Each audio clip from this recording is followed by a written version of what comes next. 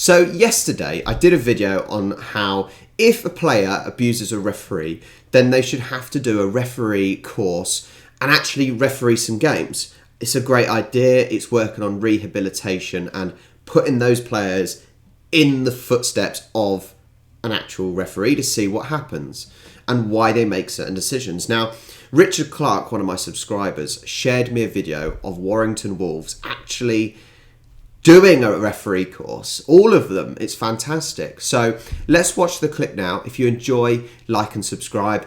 Let's go.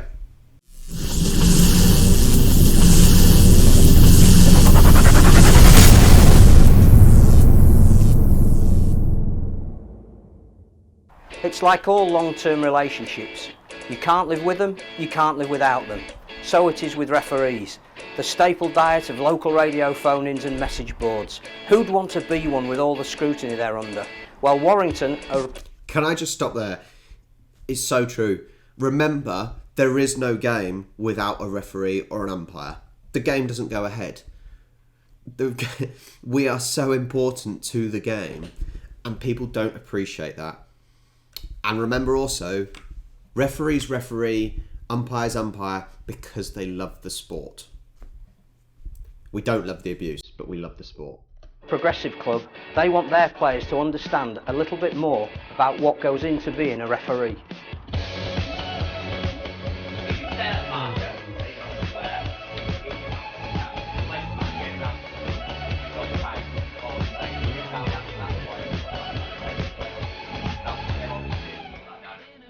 Leading ref Ben Thaler travelled over to train the entire Wolves squad from under-16s through to first team in what it takes to be a whistleblower.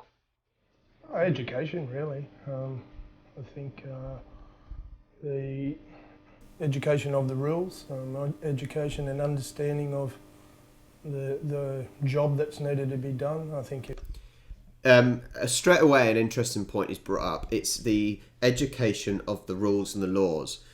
The problem is now I in football, soccer, the issue we've got is that players think they know better than the referee. Now, we know that's not the case. 99.9% of the time, the referee knows a hell of a lot more than the players because we're trained to do it.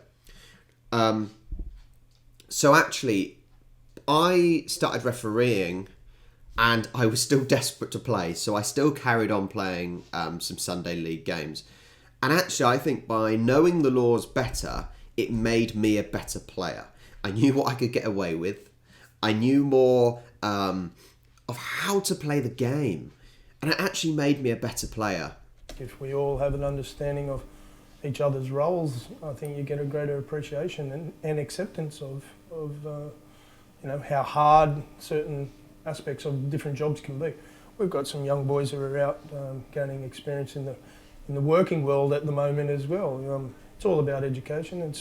We're sitting in there, and I've got a young man who's playing Super League there at the moment who's already picked up on a rule today. That makes the whole thing worthwhile. Just that itself. He'll have a greater understanding when he's put into a certain situation. The other aspect of it is for young people who it may be a way of staying within our game when they're finished playing.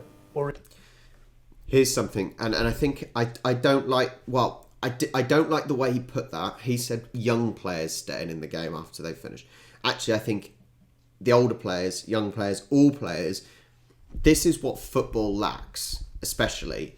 It lacks ex-professionals becoming referees because there's not enough money in it, let's be honest. Until you get to the top, there's not enough money in it, and it's tough. And as a referee that didn't play at a professional football standard, I would be a little bit annoyed if that person got a head start over me and got higher up because they were a professional. It should be down to ability.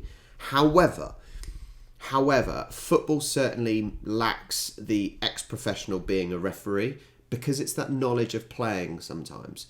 I reckon players that played are stricter on cheating and diving, and I think they would be stricter on it, and they would also be more lenient on things that just aren't fouls. And I think it's one of those things that you have to be a player to understand. And so it's great. Now, this with all sports, how good is it if you've got an ex-player that becomes a referee? It's almost one of those ones where if the players know the referee used to be an ex-player, they almost have a little bit more respect as well. And respect is a huge thing with refereeing a match. If the team have got respect for you, the abuse isn't going to be there as much anyway. The control of the game should be better as well. So it's a great idea to be able to have professional players then becoming referees for sure. Or if some of our young people who are going to get educated this afternoon who aren't in the top squad don't quite make it through, it's a way of them staying within our game. They've got the option of becoming a referee. But I do agree. I do agree with some what you're coming saying. through, not many, probably not enough in our sport. The most notable one is probably Jamie Bloom, who I had the pleasure of coaching. But had he been exposed to refereeing and education within the referee ranks, he may well have been further down the track by now. That's what we want to start. There's the career in that match officiating now. It's not just a case of you turn up, you've got to go to meetings every now and again.